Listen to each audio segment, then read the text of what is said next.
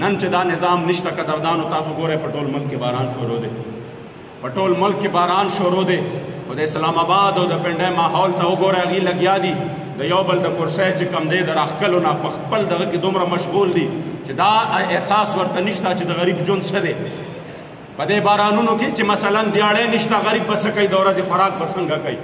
د هغه مزدورۍ نشته دیاړی نشته چې د چا کچه کورونه وو په هغې کې 2 منټه او 10 منټه اوبه ودرېدې او هغه باندې کور را پرېوته دا بیچاره به څه کوي ورشه لاړ ټول بلوچستان زه بلوچستان ته تللی څو پیرې د بلوچستان محرومي ما لیدلې ده چېرته چې 400 کیلومیټره کې یو هسپتال نشته چېرته چې زنانه بیماره شي او هغې ته د اولاد تکلیف وي بیچاره یې په گاډي کې را روان کړي کراچۍ ته راوړي چې کراچۍ ته راوړي په لاره کې چې کوم دی د هغې مور نم سا ختلي د هغې بچي نم سا ختلي چېرته چې د دومره اسباب او وسایلو سره چې د چا آبادي صرف د لاهور عمره ده چې د چا ټوټل آبادي صرف د لاهور د ښار عمره ده هغه خلک یې دومره په محرومۍ کې ساتلي دي دومره په محرومۍ کې چې د چا نه چې کوم دی د ګیس د ټولو نه لوی پلانټونه لګېدلي دي چې د چا سره چې کوم دی دومره وسایل او ذخایر دي چې د هغې یو کس ربطي جوړېدی شي او د دې ظلم انتها د هغې دپاره په 300 کیلومیټره کې یو هسپتال قدرې نشته چې په هغې کې بنیادي سهولتونه د هغې کورونه نشته پاخه د هغې مین روډ چې دې ولیده جړه به درله درشي هغې نن دا د یا د اوبو د لاسه په تکلیف کې چې اوبه ورته ني او یا وګوره ټول بلوچستان کې ورشه ایمرجنسي نافظ ده مکمل طور باندې د خلکو مالونه لاړل په اوبو کې چې کوم دی د خلکو بچي څه وړاندې مخکې چې کوم دی د شام یو ماشوم بچی و او هغه د سمندر په غاړه باندې الټه پروت و ټوله دنیا کې ټرین چلېدلی و د هغې ماشوم بچي دپاره همقسې یو ښکلي ګل ماشوم هماغسې چې کوم دی د یو مور د زړه ټوکړه د یو پلار د ارمانونو او د حسرتونو او د هغې د امیدونو مرکز یو ماشوم بچی د اوبو په غاړه باندې سیلاب راوړی دی او هغه ماشوم بچی د اوبو په غاړه باندې الټه پروت دی خو دنیا څه کوي دنیا خو هسې تماشه کوي صرف چې زما او ستا چې کوم دی په دغې حالت کې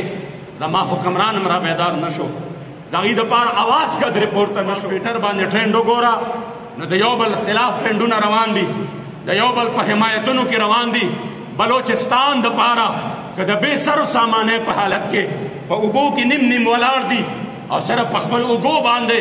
وسایل هم نشته او د بلوچستان ماشومان بچي د هغې چې کوم دی څه کوي امداد کوي دې وخت کې صرف لبیک والا ولاړ دي ټرین والا لبیک والا چلی اواز والا لبیک والا اوچت کړی دی نور ټول لګیا دي د یو بل سره چې کوم دی یو کشتي شروع ده چې زه به د ده نه پنجاب څنګه علم پنجاب والا وایي زه به د ده نه چې کوم دی څنګه علم اسلام آباد څنګه علم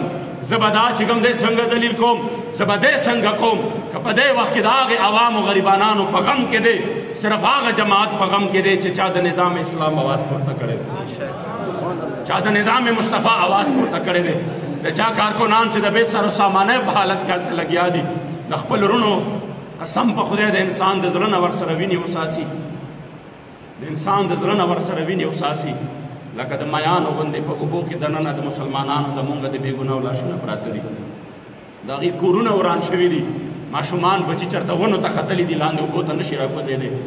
دا عزتمندو حالت جوړ دی مګر ملک ته وګوره هېڅ قسمه چا باندې چې کوم دی دغه نشته آخر مسلماني داسې شی دی چې په خیبر پختونخوا باندې تباهي راشي نو مونږ به چغې وو خو که بلوچستان باندې راله نو مونږ به وایي نه مسلمان خو که جسد واحد دا خو په شان د یوې جوسې دی چې دا یوه ګوته ته تکلیف وي د یوې ګوتې ته او دې ځای محسوس نه کړ نو یاد ساته عزتمندو بیا دننه د ایمان کمی ضرور شته چې د بلوچستان تکلیف مسلمان تکلیف کې وي